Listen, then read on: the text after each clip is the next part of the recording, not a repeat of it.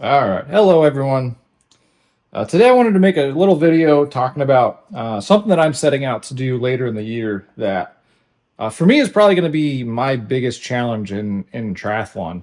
As far as what I've done in triathlon, it's going to be my biggest challenge. And it's basically going to be my plan for mid to late October is I'm going to plan on racing back-to-back weekends. I'm going to race an Olympic distance race, and then the following week, I'm going to go out to Las Vegas and I'm going to race the T100 Las Vegas race.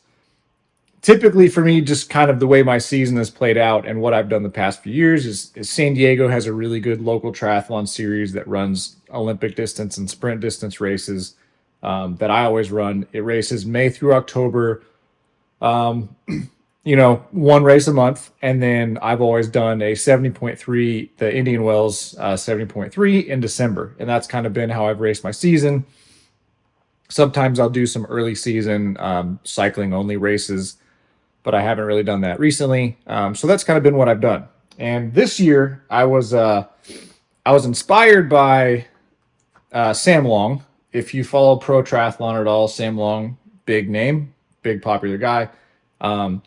He raced a ton early season, raced multiple times where he would race back-to-back weekends where he'd race a 70.3 and then he'd show up and race a T100 race, like big races, and he was racing back-to-back weekends. And I kind of scratched my head and was like, that seems like a really fun challenge, like trying to race back-to-back weekends. Now, I'm not a professional triathlete, and my ability to race two half Ironman distance races essentially back-to-back is non-existent, but I think my ability to race an Olympic distance race and then a T100 a week later is within the realm of possibility of kind of a really big, hard challenge that I want to set out for myself. So that's the plan. That's what I'm going to do. If you don't know what T100 is, it's a newer series that's trying to compete with the 70.3 distance Ironman series. It's the way I would pitch it is Ironman runs an age group.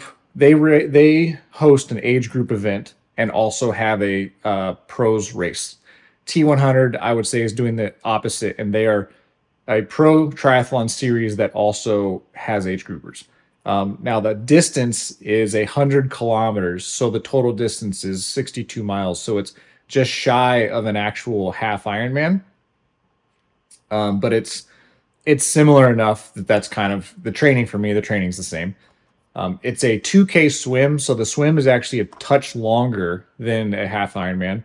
It's a 78K bike, which I think comes out to like 49-ish. I don't know my math. I don't know. I think it's like 49-ish miles. No. Yeah, somewhere around there. And then the run is a 20K, so it's like 12 miles. So the distances are a little bit different, but it's a touch shorter. But it's going to be a really fun challenge. And my challenge for it is I want to race both races as hard as I can. I know I've talked to a couple people who have like raced a week before their kind of a race, and they'll like just kind of use it as like a training run through to kind of put in some efforts and then like just kind of do it easy. Like I want to go and I want to race both races as hard as I can. So that's kind of my plan is really trying to race as hard as I can.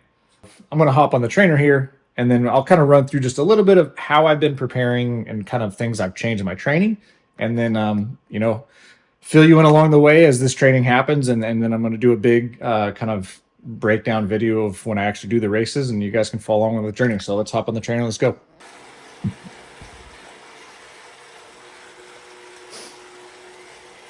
So truthfully, like my training, as far as what this requires me training, it's not a whole lot different. Like most of my training is already focused on doing the 70.3 at the end of the year anyway. So that distance isn't new to me, especially by October. But the biggest distance is focusing on how do I recover from a race effort as fast as possible to be able to do another really hard race effort. That's something I've never really done in triathlon. I've raced like multi-day stage races and cycling, 3-day races, but that's all a bit different. So it doesn't really apply here. So really, my biggest thing is trying to figure out how do I recover the best from race efforts. And how I've been doing that is basically after each race, I've been paying a lot of attention to how I'm feeling post-race, how I'm feeling, And then also, I'm not taking time off. A lot of times when I race, I'll take, 3-4 days off just because I've raced, and I just want to take a week off. But now I'm really using racing as a training and then continuing my training. I'll take a day off and then starting to train immediately to try to get my body used to putting in consistent efforts after a race. And then really take an inventory on how I feel a week later after that race. So that's really been my biggest focus this year so far, is a lot of it is like diet, making sure my diet's right in between these race efforts, and making sure that my body is going to bounce back. So far, so good. This last race I did, raced really good, felt really good. A week later, my legs felt really good on Sunday.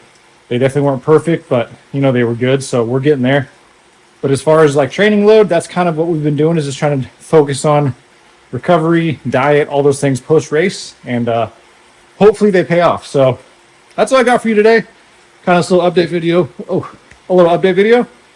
I'm going to continue on this workout. We're going to do some sweet spot stuff today, and you guys can follow along and check back later when I post the whole video of when I actually do the races in October, and join on. So we'll see you guys later. Thanks for joining. Bye.